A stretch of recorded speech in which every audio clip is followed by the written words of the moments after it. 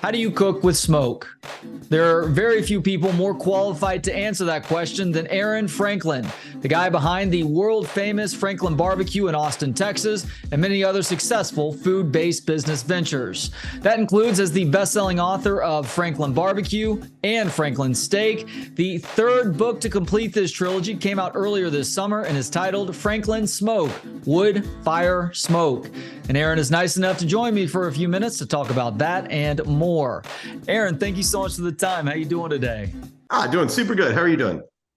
I'm doing great, and I need to give you some thanks to start out today's conversation, not just from me, but also from my wife and two young children.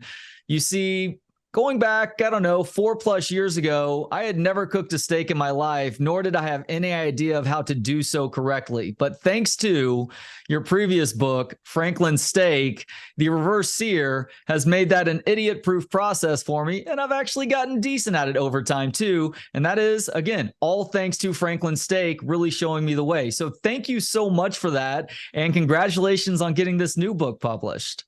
Well, thank you very much. So why did you decide now is the time to lay out everything you know about cooking with smoke? Well, really when Jordan and I did the first book, Meat Smoking Manifesto, in 17, I guess we wrote it in 14. Maybe it came out in 16. Anywho, I don't know. My timelines are always a little off.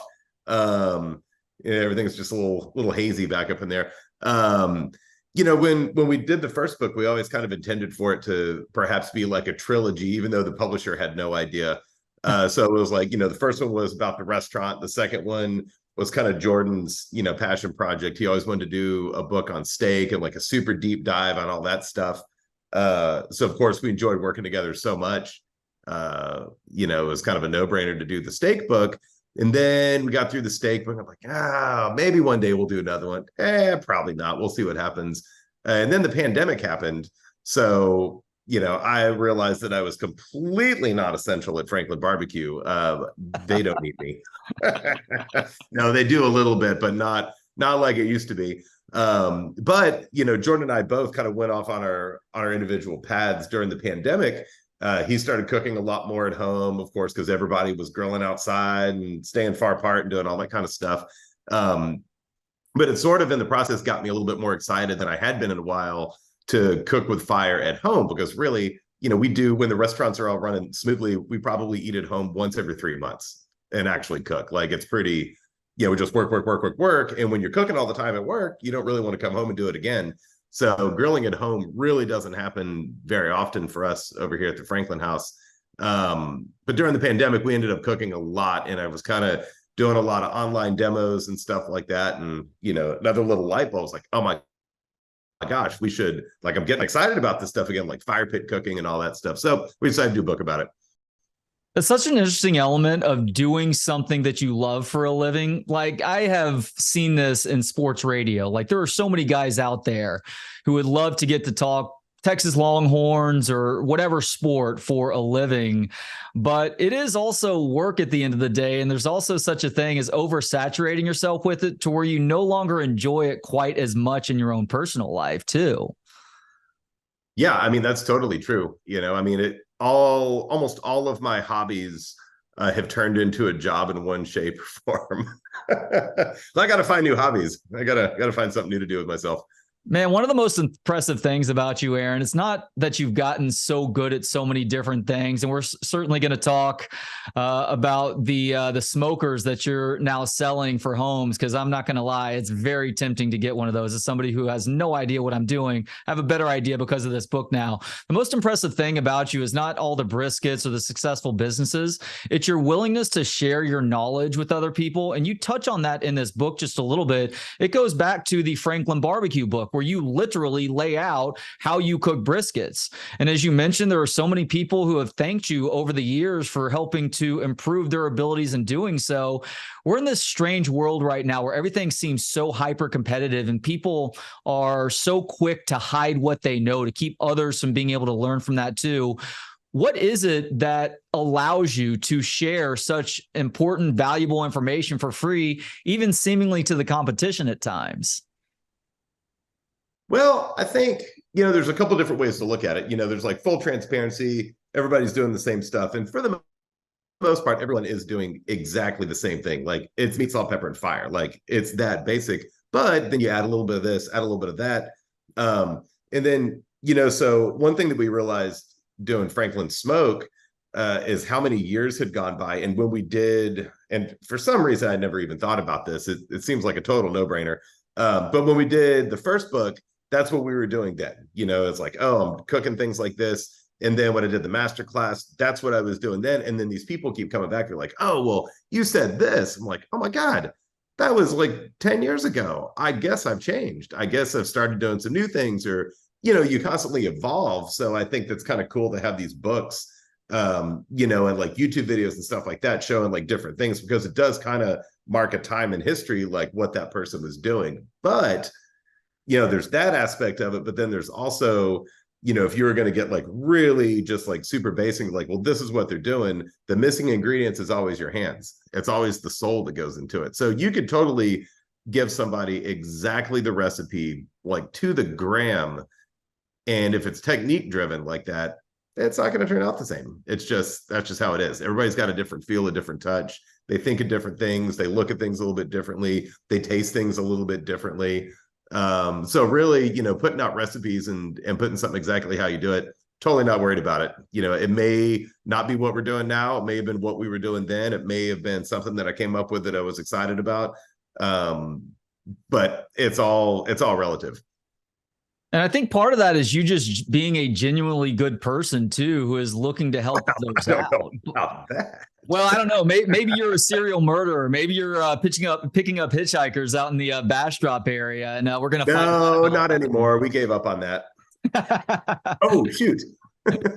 No, but I loved reading about this, because I'm somebody who's genuinely interested in like how people achieve success and some of the lessons that they learn along the way. But part of the way that you remain successful and good is keeping your eyes open and paying attention to maybe a slightly different way of doing something that you're already great at that may help your product improve too. And so it was cool to read in this book about you saying, yeah, I've absolutely had to evolve in terms of how I cook briskets over the years. And you laid out some of those new ways in this book. Is there one way that jumps out to you in your mind right now that you do, I don't know about drastically differently, but differently in ways that may have surprised you from 5 or 10 years ago? Yeah, I think, the skills that I've developed, and, and I will say, like, if you're not always trying to get better, kind of what's the point? Like, that's not fun. It's like, oh, well, it's fine. I'll just leave it this way forever. Oh my gosh, that sounds so boring. Like, I always want to like keep moving, little light bulbs going off and stuff. But I think probably the biggest thing that I've learned and gotten better at, and, explored a little bit further, is on, say, a brisket cook, for example, and really, I guess it mainly applies to brisket anyway, is by how to like gauge the cook, like when certain fats render at certain temperatures at certain times, how muscles kind of react to airflow, lack of airflow, cleaner smoke, like all these different things. And then you start to layer that in on a 12, 13, 14-hour cook. And that, I think, is really kind of like next level, like brisket cooking, and it all really goes back to the fire. And that's kind of, I don't treat fires any differently than I did then, but somehow I just managed to haphazardly fall into a way that I thought was good to work fires, where everything tasted cleaner, smelled better, moved faster. But that just comes with experience. The more you do it, the better you get at it. But if you're just, like I think about when I started cooking barbecue, and there was no internet and there were no barbecue restaurants like there are now. It's a very, very different scene. But the old timer thing was just like, oh, I don't know, throw a log on it and shut the door and it'll be ready in the morning, like negative attention spent on details, like throw a log on, shut the door. It's like, so that's kind of that was my base level, and then I kind of worked up from there. But I think, learning how to work the fires, which the smoke book talks about a lot, Manifesto talks about a lot, Masterclass talks about a lot. Like that's really the main ingredient for all that stuff. Like, sure, you can put salt, sure, you can throw in garlic, sure, you could put in Lowry's or steak seasoning or whatever the heck you want to put on a piece of meat. But at the end of the day, that main ingredient is your fuel. So when you learn how to work that fuel, that's kind of when you get into the sweet spot. How interested were you in the scientific side of things when you first started? And if it really wasn't what at all, like what got you interested over time? I don't think I started cooking barbecue interested in that stuff. I mean, I'm always kind of like a little sciencey, and I Yeah. like to tinker and I like to build things. That's just kind of my normal default.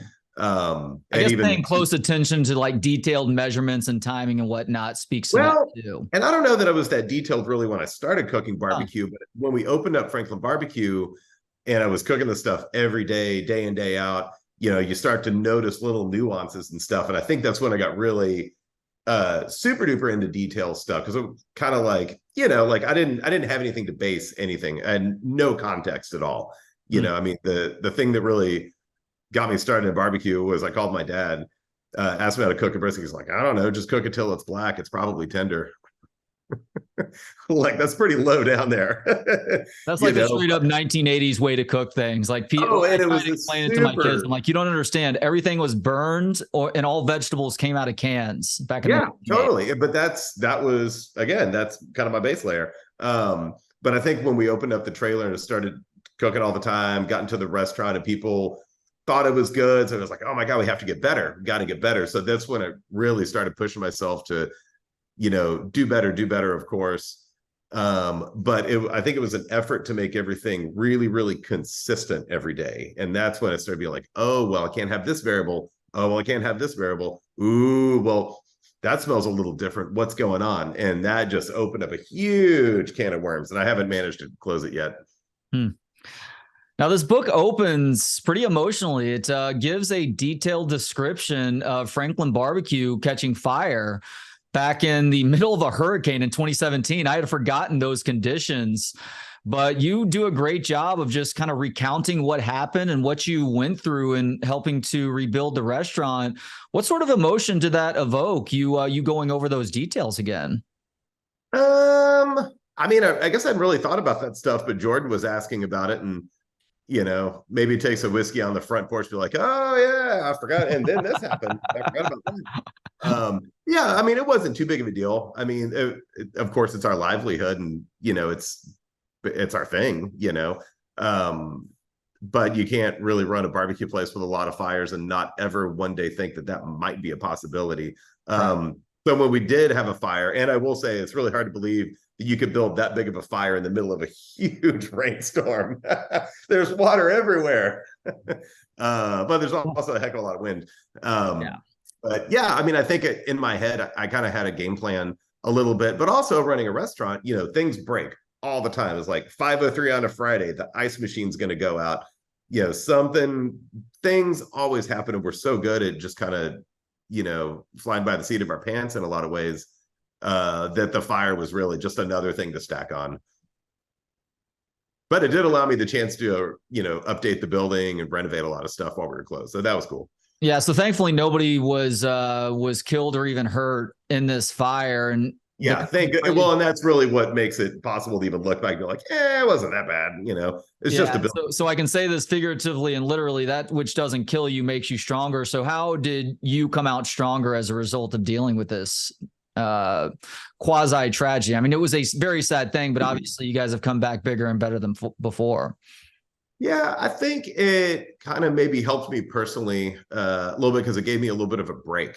When you work 150 hours a week, you don't get much of a break. So it kind of gave me a little bit of time to reflect. And of course, it gave me, some quiet time to work on the building and redo the front room while we were closed and stuff like that. But I think it maybe helped us get more organized, and just have maybe like a better perspective, like, it's just a building, nobody got hurt.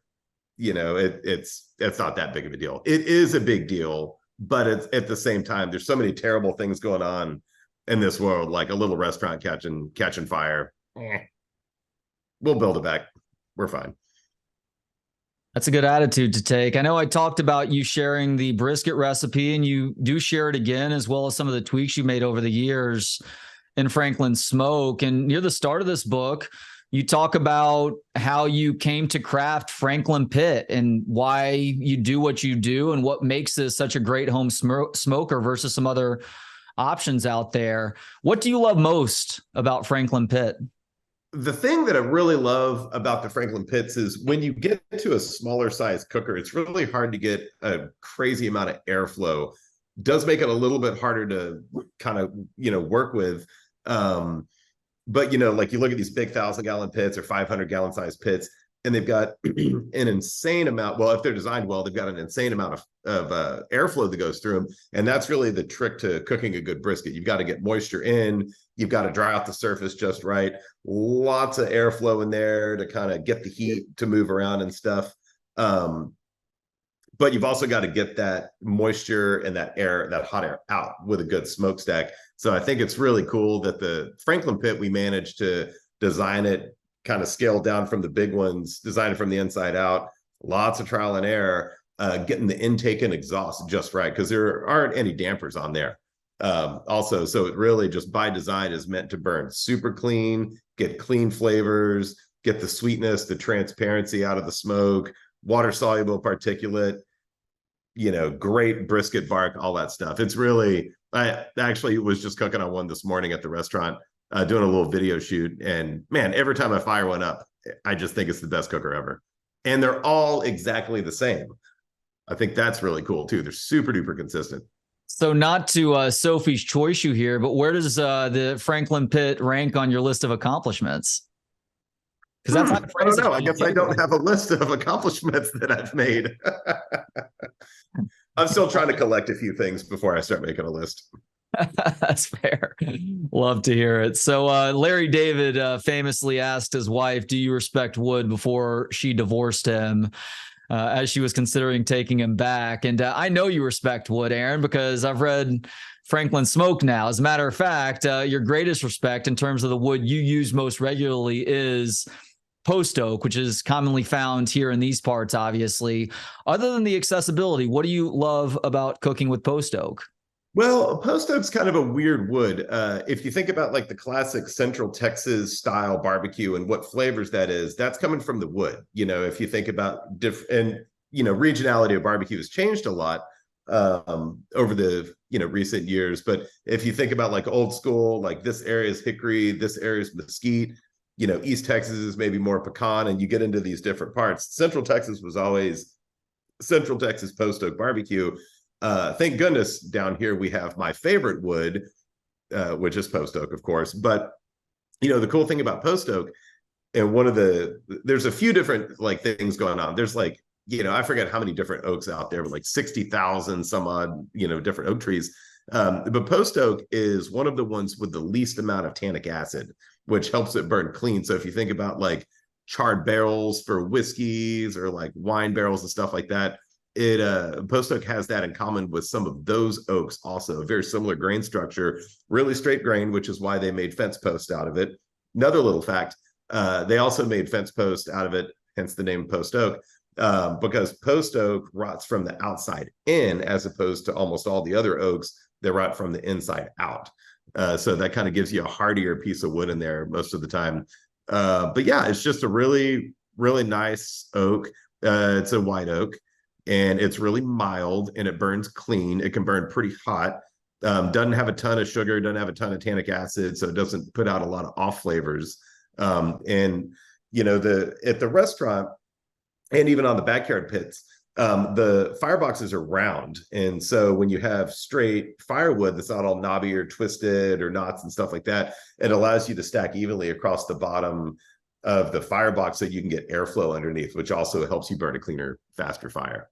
Sorry, I just heard you use this term a couple of times just now. I've heard tannic with regards to wine before, but never firewood. You said it's low in tannic acids. How do tannic acids affect the flavor that I guess comes from a burning piece of wood that is being used to cook over fire or smoke?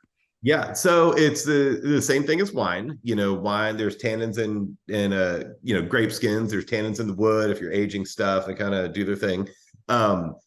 So say, for example, like red oak is really high in tannic acid, or walnut is also, and you wouldn't cook with walnut necessarily, but if you were to burn it, it would be a really strong scent, and it might almost be a little acrid, or maybe just a little like off-putting. That a lot of times that's the tannins that are in the wood. So when you get a lower, tannin amount in the wood, it does kind of help it get to a cleaner area a little bit quicker. You don't have to age it quite as long also. Gotcha. And just to clarify, you said that post oak got its name because of what is essentially that classic barbed wire fence look where you have the barbed wire and the post going down. That's almost always post oak, huh? Yep, that's right. Interesting. Learn something new every day. You learn a lot when you talk to Aaron Franklin. And a lot of useless information too. Yeah, maybe a lot of useless info, but there's a lot of cool info and there's practical info too. You don't get to sell yourself short on that one, Aaron. So you go over all the different cool firewood tools that exist, and there are a lot of cool tools, saws, hatchets, of course, and then something that I wasn't all that familiar with called I guess it's pronounced maul, M-A-U-L. What is a maul? So a maul essentially is like a big axe, but instead of chopping sideways perpendicular to the grain, it allows you to split. So a maul is got a heavier head. So you're probably looking at like, I don't know, 10, 15, 20, 25 pounds, depends on what you buy. But instead of the tip being really sharp like that to chop, it's more blunt. So it hits and then splits, is able to split logs a little bit easier. Chopping wood is one of those just joys in life, isn't it? It can be, unless you have to do a whole lot of it. I'm assuming you don't have to do a whole lot of it at this point. No, I really don't. We're pretty lucky. We've got some really great wood guys at the restaurant that cut our wood down to the right size that we want. And, when I'm cooking on the backyard pits, I do have to get in there and shorten them up and split them to little smaller pieces, because you always have to have firewood that is the right size for the cooker. That's a key. And that's something you talk about with the Franklin pit too. Yeah, it's a huge deal. I mean, if you think about, I bet one of the most common comments that we get or emails or whatever about Franklin pits, people complaining that their fires are all over the place. Like, oh, it's too hot, it's too cold. Well, your firewood's too big. Because if you think about it, you put a big log on a little cooker, it's going to smolder. You're going to lose your heat. It's actually going to rob heat from the coal bed because it's trying to find equilibrium to ignite, go down lower. And then once it finally catches, oh my God, it's too hot. What do we do? Well, we can't shut the door because there are no dampers. But so the trick is really like using a properly sized piece of wood, and really trying to find that cadence. You want to, I like to kind of play games, like I pick up a piece of wood and we're like, all right, 5 degrees for 15 minutes, boom, put it on, arrange it, turn it, lay it down, do whatever I'm going to do. And be like, all right, that was 15 minutes. Cool. Nailed it. And you kind of collect your data and kind of quiz yourself over time so you can get a good feel for it. But really with the fireboxes, big ones at Franklin, little ones in the backyard, you always want to find that cadence so you have the right size piece of wood where you can burn, because you're not trying to cook with fire. You're trying to cook with coals and wood that's just naturally burning the way it wants to burn. So if you have small enough pieces that could burn out, Tetris down, and then turn into coal bed, and then you kind of keep that timing going, then your cooker is just going to just smooth sailing all the way. I'm just going to ask you another nerdy science question right now, because you do talk about the stages and intricacies of a fire, but you also talk about building a fire up yourself, and you go the log cabin method. I was always taught as a kid, or maybe I'm just misremembering this, to go triangular with stacking sticks or logs up. But why is the log cabin method so good for creating a fire? Well, like I would probably do like the little teepee kind of situation. Like if I was out like at a fire ring or like sitting around in the backyard around a fire pit, like that, nothing wrong with that at all. The reason why I like to do the log cabin stuff and the cookers is because, the firebox is a pipe, right? So it's got a curvature on the bottom. So I'll put 2 wedge pieces sideways, and then I'll put a few pieces perpendicular, a little bit smaller, and then I'll put one heavy one in the middle. And the reason why I like to do that is because the 2 wedge pieces kind of create a cradle, right? That's a good visual. And then the ones that are perpendicular, as they burn out, they'll burn quicker because they're smaller, right? So flames kind of go up and they're kind of going through the wood, and you kind of watch, wood maybe move one, just an 1/8 inch over, so you can just catch enough of the flame and kind of guide the airflow. But that heavy one, the whole stack's going to implode, and you've got an instant coal bed, and you're really cooking with a coal bed. Is what you really, really, need when you're trying to get clean flavors. That way you can rake coals, you can pull them back. If you have a super dry small piece, for example, of wood, you can kind of shove it down on the coals a little bit. But if you have something that's a little bit bigger, maybe a little more dense, you can turn it sideways, but you have the ability to get coals under there with air to let it catch a little faster. So you guide each little piece to do what you want it to. Yeah, that was something that was really enlightening to me to hear you talk about working with fires, the way that like once you get the fire going, it's wise to be able to manipulate it for your means after that for the sake of cooking food. And there's no better example of that than you breaking down what it means to use the whole fire when you're cooking, which just completely blew my mind. So what do you mean when you talk about using the whole fire when cooking? Well, and this is more applicable, I guess, for like if you're like at a campsite or you're cooking like at a fire ring somewhere, but say you got your fire that you're going, it's a lower fire. Maybe you put meat up high, you could kind of let it get some smoke. Maybe you want like a bigger thing. Maybe you get like, once you get your coals done, you could shove some stuff down on the coals. Maybe you put the grates right above the coal bed to start grilling some steaks. So each food kind of has like, if it's like something, say steaks, for example, something like super duper thin, you don't want to overcook it, like fajitas or something like that, or like a bavette or something that's a little thicker, I guess.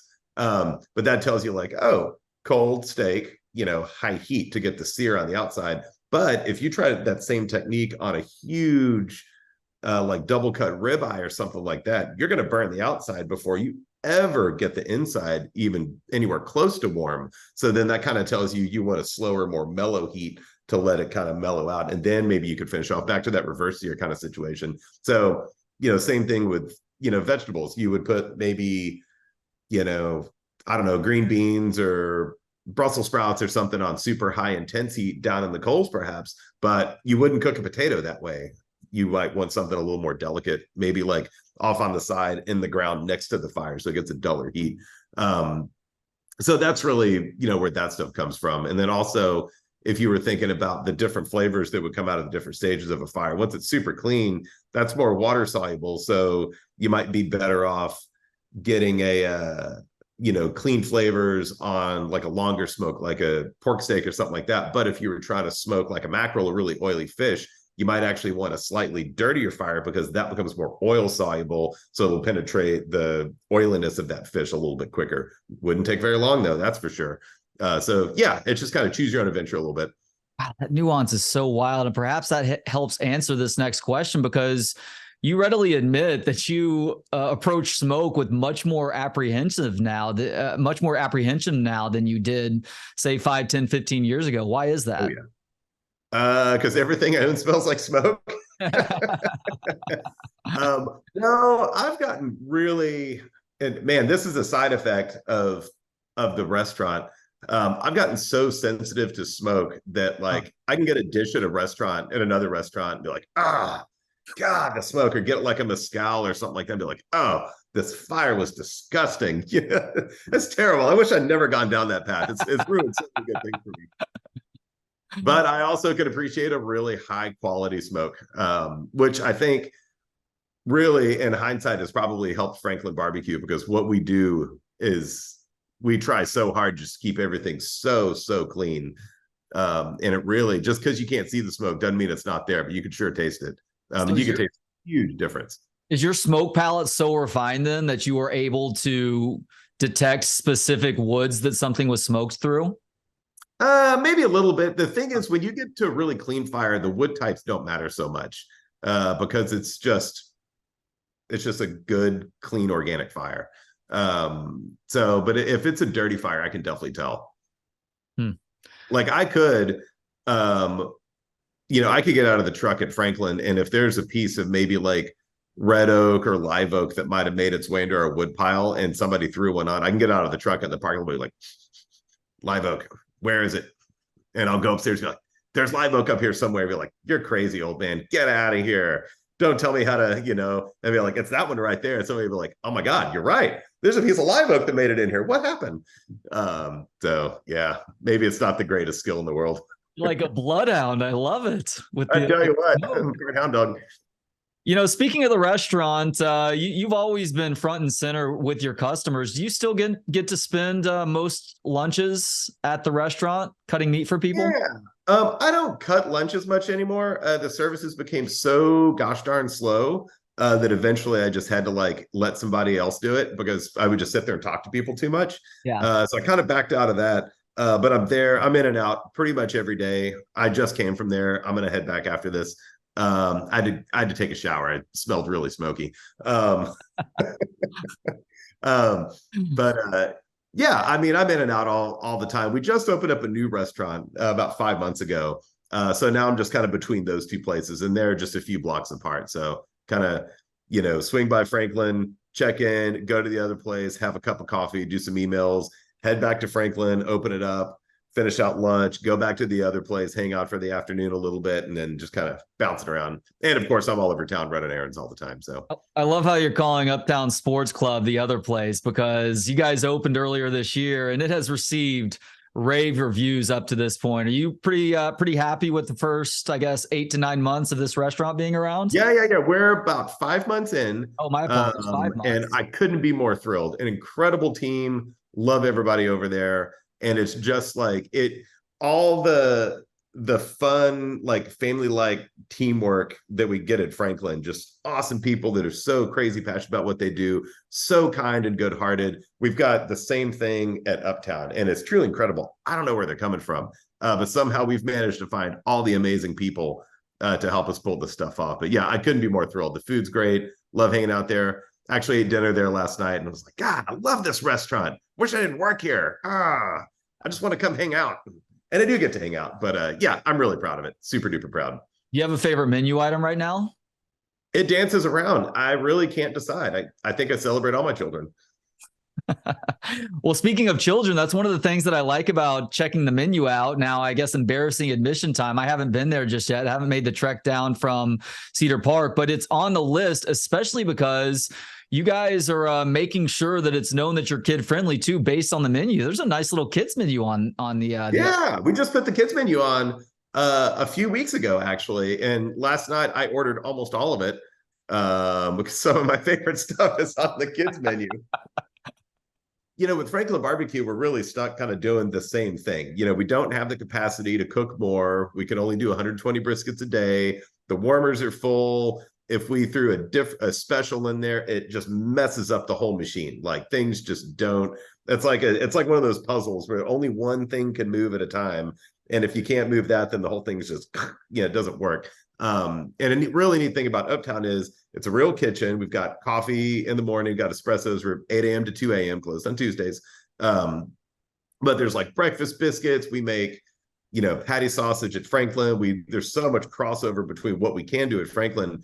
But it allows us to be kind of creative. There's a lot of vegetarian, vegan options at Uptown. There's a lot of NA cocktails at Uptown. It's kind of meant to be like the neighborhood water cooler. It's kind of like Cheers. We almost know everyone's name at this point. But there's a great kids menu. There's all kinds of stuff. And there's a happy hour menu. We just did, for this month, we're doing Maui fire relief brunches every Sunday. So can have some fun, with like Kahlua pork dishes and like Mocha Locos and homemade spam and stuff like that. But yeah, it's really fun. I think that's kind of where my creativity, because I don't have a lot of bandwidth to work in a kitchen and be like, oh, I'm going to work on this dish like I used to. But now I'd be like, okay, I got an idea. Let's try this. I wrote down this recipe. Try that. That's pretty good. Let's tweak it like this. So I've got an actual team, but it allows us to be a little bit more creative than I would otherwise get to be. And it's super duper fun. Really excited about it. So you admit early in the pages of Franklin Smoke that while you hate eggs and cilantro, and I'm with you on the cilantro, by the way, I must have the gene for cilantro. It overwhelms the flavor of everything else. I need other really powerful flavors that I'm also not all that crazy about to even start to be okay with cilantro. I do like eggs, but like you and plenty of other people around, I love tacos too. Yeah. Gotten in the taco game a little bit with the truck that's outside of the barbecue restaurant, but Uptown Sports Club is not a taco place necessarily. If you open another restaurant, is it going to be a taco spot? Hey, guess who's never going to open another restaurant? This guy. I'm done. I feel like the last time we spoke, Aaron, in 4 or 5 years, I may have said that again. Yeah, I believe you said something similar at that time. So yeah. Gosh darn, I let myself down all the time. Well, I really wasn't looking to open anything. Uptown is definitely never been about the food, but it really was about saving that old building because it's an old building from the 1890s, early 1890s, and have been vacant forever. And Austin just doesn't have a lot of old, cool buildings. We're so quick to tear things down. So really the building kind of fell into our laps in a really organic way. And we're just like, well, what do we do with this building? Save the clock tower. So it was really more about saving that place. Building out a really, really special place. And then the food was definitely, I don't want to say an afterthought, but we kind of had to let the building tell us what it wanted. Didn't really have a game plan for food until, probably a year after the building, and be like, well, I think it feels like this. It's got plenty of New Orleans-y vibes. And gumbo's always kind of been my liquid brisket. I've always had a pipe dream to open a gumbo window, like, Looney Tunes style, where it's just a window on a huge brick wall. And it's like, gumbo. Cause it's pretty much cartoons in my head. But yeah, we kind of went into that, and French brasserie meets Midwest Supper Club meets a good bit of Bay Area, like crab louis and stuff like that, and green goddess dressing, and all through like a Texas-y kind of lens, because there is a ton of like barbecue crossover in there. There's brisket in the debris, gravy. There's our burgers. We have 3 burgers on the menu right now. We're probably going to stop there, but the burger patties are made with the brisket scraps and all that stuff. So it's all full circle.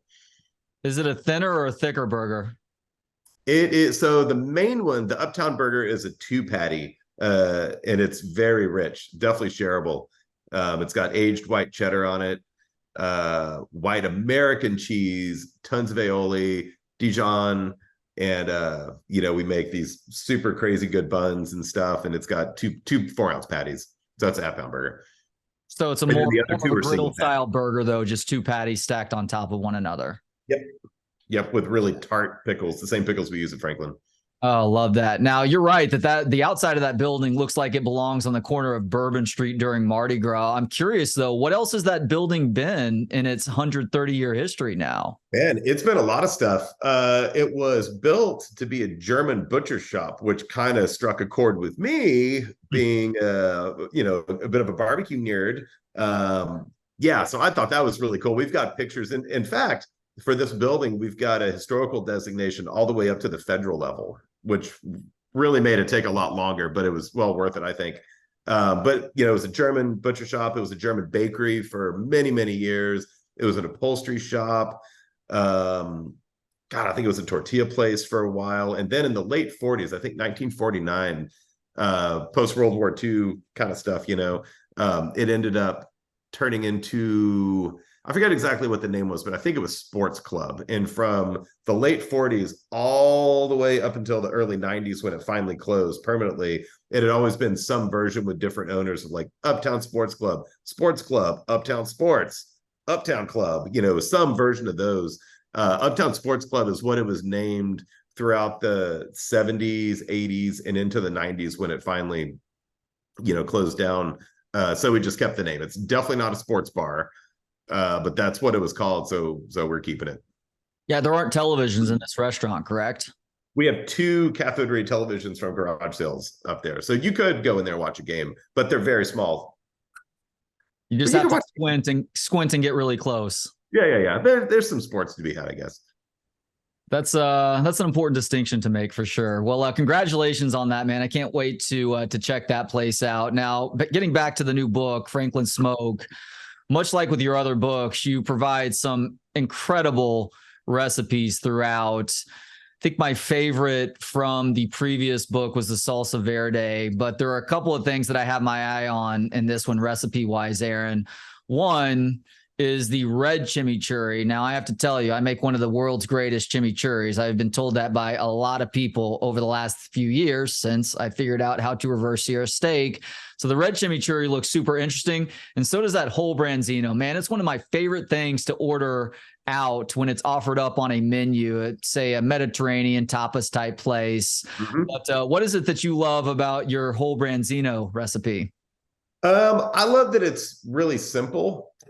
And also think Branzino really takes grilled and smoky flavors really well. We tried a whole bunch of different fishes, and Branzino just always tastes cleaner. It accepts smoke really, really well.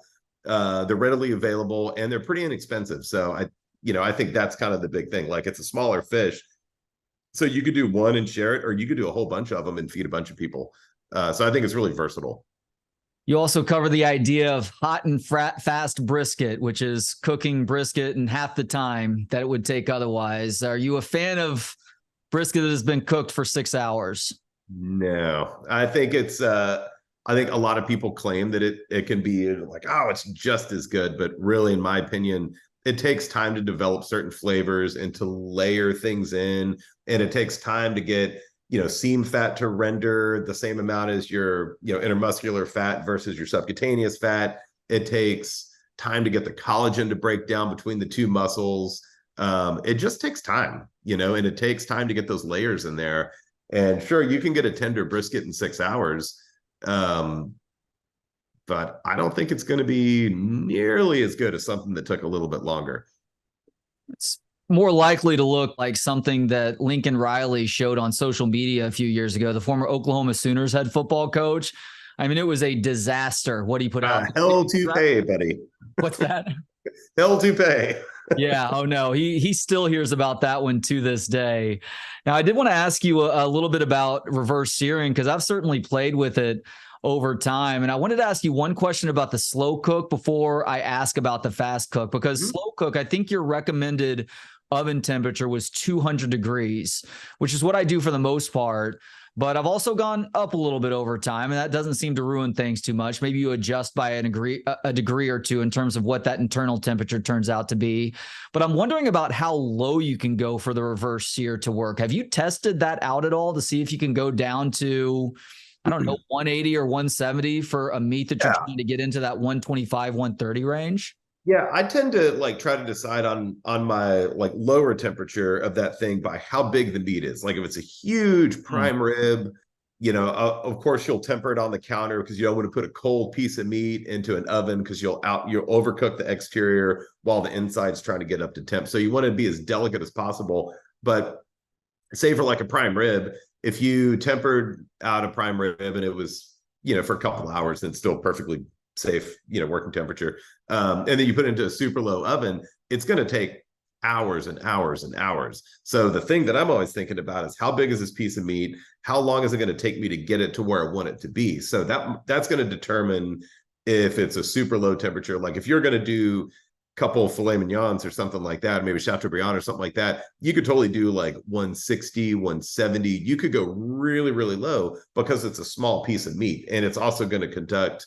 heat pretty quickly. It's just going to go through. You'll probably need to keep it moist, because it might dry out, because it is so small. But if you got like a Côte de Boeuf, or like a big, like a big prime rib or something like that, you're going to want to use more heat, because you need to get it to a safe temperature quicker, because you don't want to let something sit in there. I mean, you have a limited window for food safety. Yeah, no, you're right about that. But you also want it to not be too even of a cook too, which I guess is why you maybe go a little bit higher. And the example that I think about is, I like to reverse sear tomahawk pork chops too. Yeah. Delicious cut. It's like the perfect balance of fat and flesh for pork. But I have done it oven style, where you throw it on a hot grill afterwards. And I didn't do this myself, but it was done sous vide by my brother, who is also a really good home cook.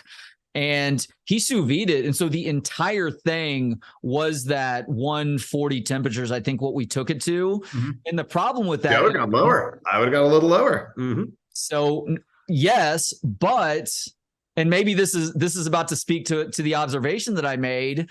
The fat on the outside, which is part of what makes that such a great cut, was entirely too rubbery, but we would have had to leave it on there too long. That would have led the flesh itself to end up overcooked had we given the fat its proper due on the grill.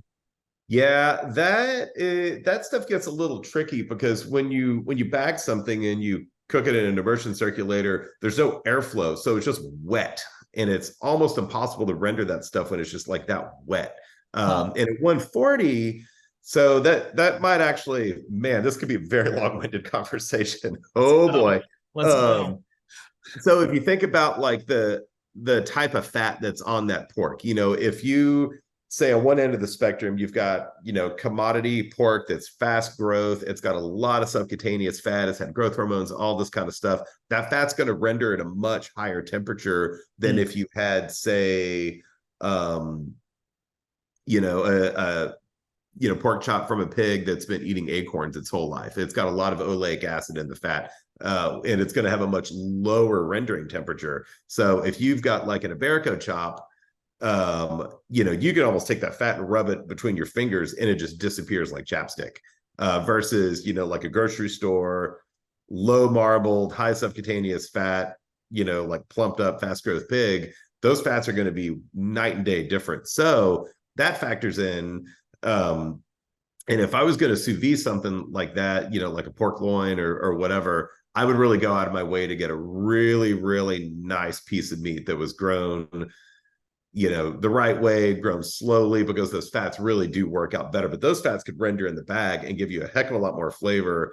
Whereas something that has a higher melting point, like more commodity kind of pork, you might just want to grill it, or you might want like, a hotter oven where you could crisp it up. Because if you think about, if you're going to crisp up something or like, roll a pork belly or something like that, you might need like a 500, 600 degree oven to get that fat to where it needs to be.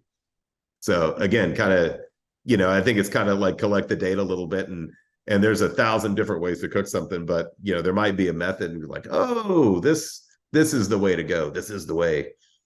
Do you have a favorite place to buy meats that you're cooking at home in town? Yeah, here in town, I like Salt and Thyme. Yeah. Over on East 7th.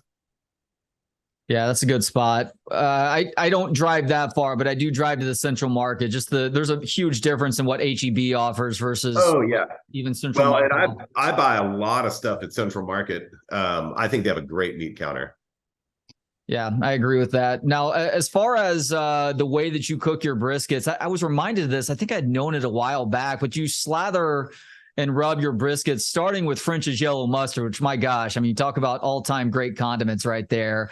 But you put the French's on, and then you put the salt and pepper on. Is that doable via a reverse sear? Is rubbing it with that French's mustard before I'm putting salt and pepper on the cut that I'm cooking? Yeah, well, so with the mustard, and we didn't start off doing it that way. We just kind of added that in a little bit.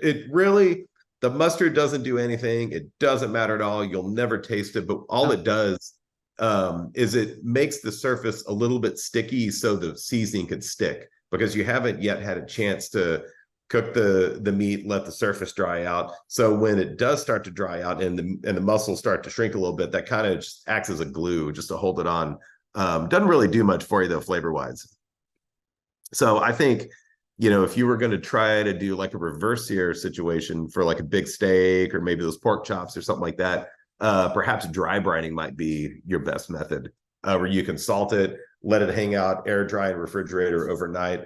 The salt will pull out the moisture and it'll reabsorb it, but then you have a dry surface so you can get a better Maillard reaction.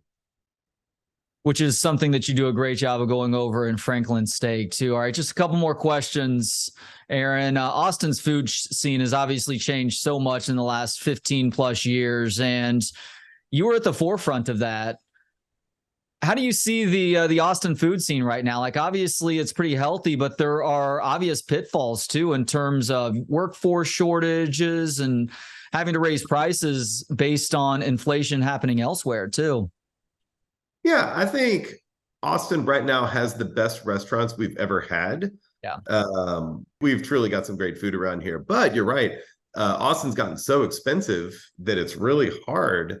It's kind of like the anti-Austin in a lot of ways, because if you think about Austin, it used to be artists, musicians, people could afford to live here. People could afford to be creative and have fun jobs and stuff. But it has gotten really expensive. So I don't know. I don't think I have much to say about it. It's just kind of the evolution of pretty much every city, as things get more expensive, restaurants get more expensive, and they still operate on super duper slim margins. I mean, restaurants are hard. That's a very hard way to make a living. But when you do go out to dinner and your meal is pretty expensive, you can't just think about like, oh, well, I could have cooked this at home. Like, you could have cooked that at home, but you also didn't have to pay the utility bills for a restaurant. You didn't have to pay, or want to pay a livable wage for all the people that, delivered the food, that, grew the food, that made the food, that prepped it, that served it, that made your cocktail, that are going to stay late doing dishes, that are going to scrub the floors late at night. Like, you have to kind of factor in all that stuff. And when you really do start to think about what all goes into a restaurant, and it's not just that plate of food, it's the whole experience. It's kind of like, we're talking about Franklin barbecue. It's the whole experience. I mean, that's like maybe a 3 or 4 hour experience that you're out there and people are handing you sunscreen because your forehead's getting red. They're handing you a cold water because you look dehydrated. Like, that's what you're getting with a meal. So I happily go out and spend a lot of money on restaurants because it's fun. Eating out is fun. Like the old Texas Restaurant Association sticker, eating out is fun. Oh, I didn't know that sticker existed. I'm gonna have to. Oh yeah, they were around.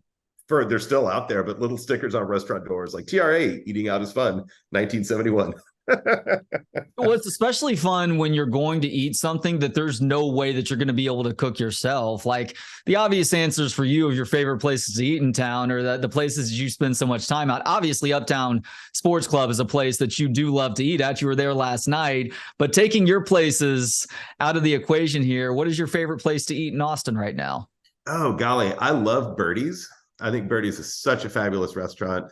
Nixta is on the list, over also on 12th. Yeah.